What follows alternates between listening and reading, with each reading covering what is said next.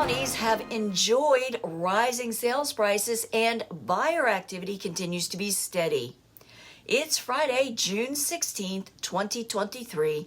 I'm Kimberly Barton of Kinetic Realty, your local market expert with this week's Maryland Market Minute. Subscribe to stay updated on our local market and let me know what you want to know. Here's a breakdown county by county. Allegany County fell 4.6% year-to-date at $127,450. And Arundel County rose 2.7% with a median home price of $488,990. Baltimore City fell 5% for a median price of $225,000. Baltimore County is up 3.2% to $343,000. Carroll County prices are up 2.2% to $425,000. Charles County rose 3.1% to $425,000. Calvert County fell 1.2% at $421,360. Garrett County fell 3.9% year-to-date at $440,000 median sales price.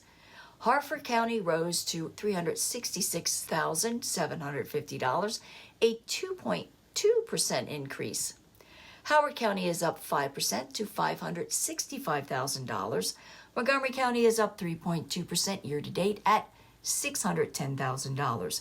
Prince George's County is up 3.3% for a sales price of $424,000.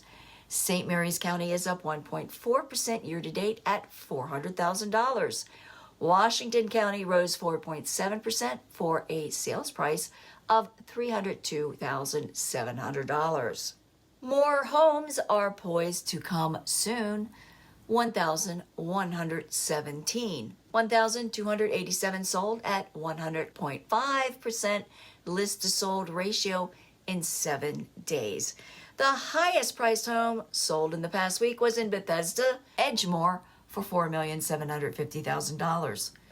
Rentals available rose again this week to 1,754 at $2,295 per month and leasing in 22 days from hitting the market.